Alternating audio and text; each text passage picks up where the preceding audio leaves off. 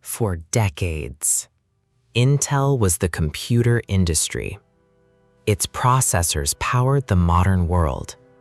Its factories represented engineering excellence. Its logo became a symbol of technological leadership. Success appeared inevitable, permanent, untouchable. But history rarely protects the market leader, because leadership creates confidence.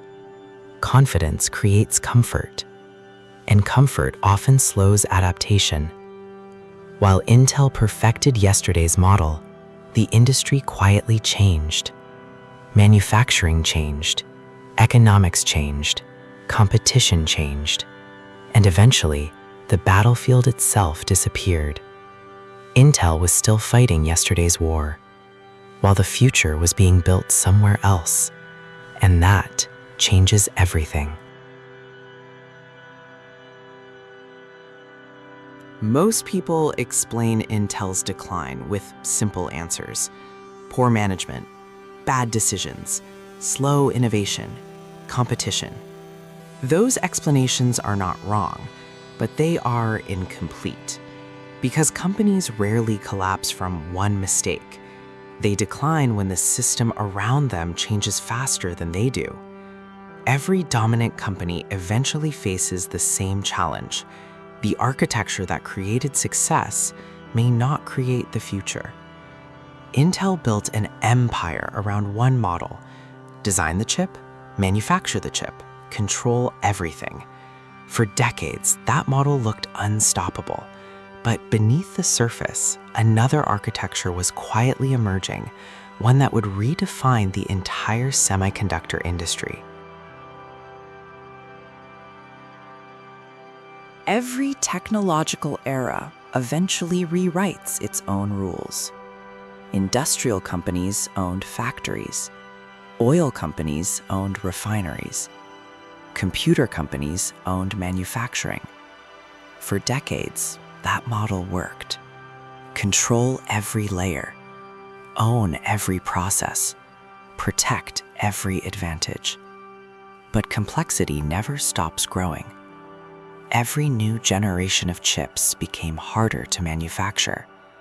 Every new process required greater precision. Every improvement demanded more capital. Eventually, the economics changed. Owning everything no longer created efficiency. It created friction. Because semiconductor manufacturing was becoming an industry of its own. An industry requiring absolute specialization.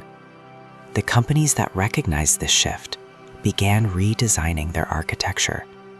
The companies that ignored it slowly became prisoners of yesterday's success. And Intel never saw the battlefield moving beneath its feet.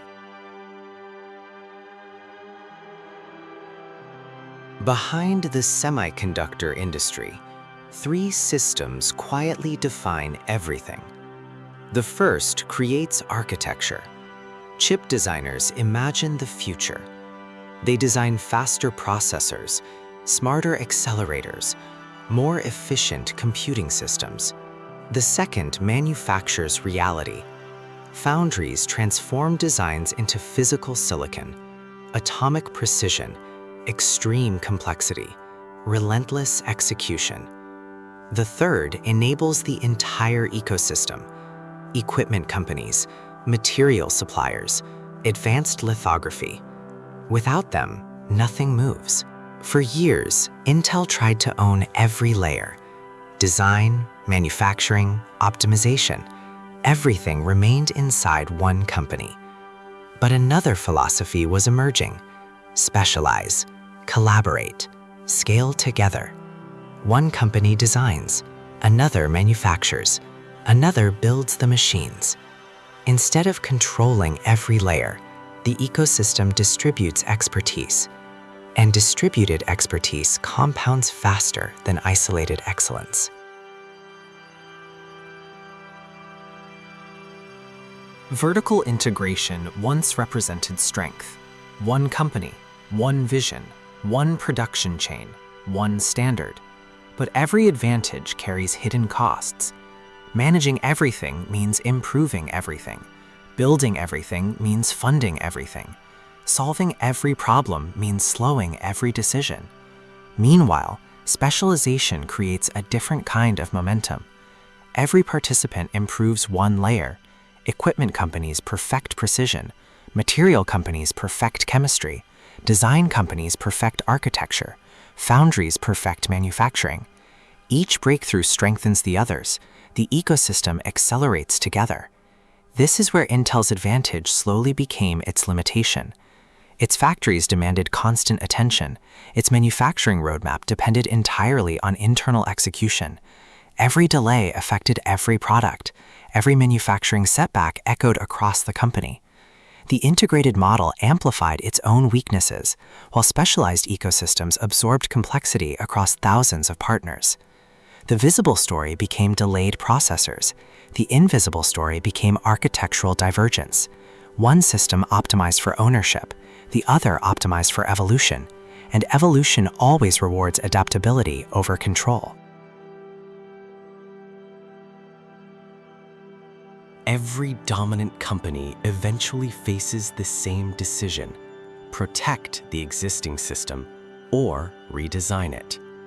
Intel chose protection. The strategy appeared logical: control the factories, control production, control quality, control the future. But the future refused to follow the old blueprint. Every new generation of semiconductors became exponentially more difficult. 5 nanometers, 3 nanometers, 2 nanometers. Every step demanded billions of dollars. Every step demanded impossible precision. Every step demanded years of experimentation. The manufacturing race accelerated. The investment race accelerated. The complexity race accelerated. Meanwhile, companies without factories moved faster. They focused entirely on design. Entire engineering teams concentrated on architecture, not manufacturing delays, not factory utilization, not production bottlenecks. Innovation accelerated. Iteration accelerated. Execution accelerated. The visible difference appeared inside benchmark charts, but beneath the surface, the real difference was organizational focus. One system divided its attention, the other concentrated all of it, and focus compounds faster than scale.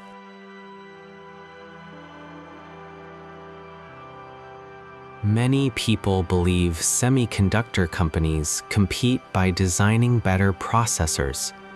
But processors are only the visible outcome. The real competition happens much deeper, inside manufacturing, inside process technology, inside production architecture. Because the most powerful chip design means nothing if it cannot be manufactured efficiently. This is the lesson Intel learned. The bottleneck was never the processor. The bottleneck was the factory, and that changes everything. Because factories do more than manufacture silicon. They determine timelines. They determine costs. They determine yields.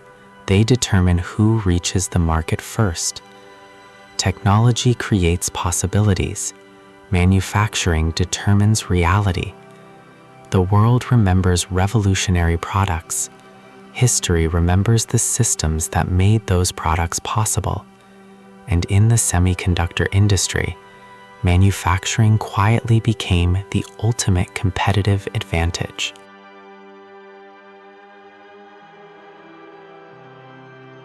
The lesson is not that Intel failed. The lesson is that every successful architecture has an expiration date. Yesterday's advantage becomes tomorrow's constraint. Yesterday's strength becomes tomorrow's inertia. The companies that survive are rarely the strongest. They are the ones willing to redesign themselves before the market demands it. This is the mindset shift. Stop asking, how do I protect today's advantage? Start asking, what system will replace today's advantage? Because architecture is never permanent. Markets evolve. Technology evolves. infrastructure evolves. The companies that evolve with them become the next generation of leaders. The companies that don't become case studies. Because the greatest threat to any empire is rarely an external competitor. It is the belief that yesterday's system will continue creating tomorrow's success. Every generation believes its leaders are permanent. Every generation believes today's giants are untouchable. History tells a different story. Empires rise. Empires expand. Empires dominate. And eventually, the system changes. Not all at once, quietly, patiently, almost invisibly, until one day, the old architecture no longer produces the future. Intel did not lose because engineers forgot how to build processors. Intel lost because the architecture around those processors evolved faster than the company itself.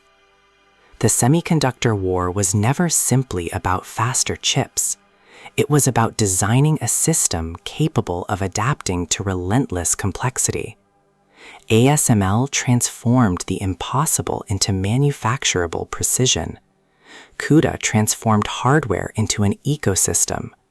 The foundry model transformed manufacturing into a specialized global network. Each layer strengthened the next. Each dependency reinforced the system. And together they reshaped the balance of technological power. Because history rarely rewards the company with the greatest legacy. History rewards the architecture with the greatest adaptability. This is Silicon Capital, where technology is never just technology. It is infrastructure, it is geopolitics, it is economic power engineered through systems.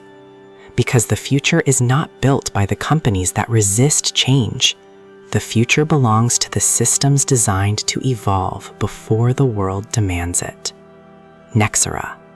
Decoding Systems. Architecting Wealth.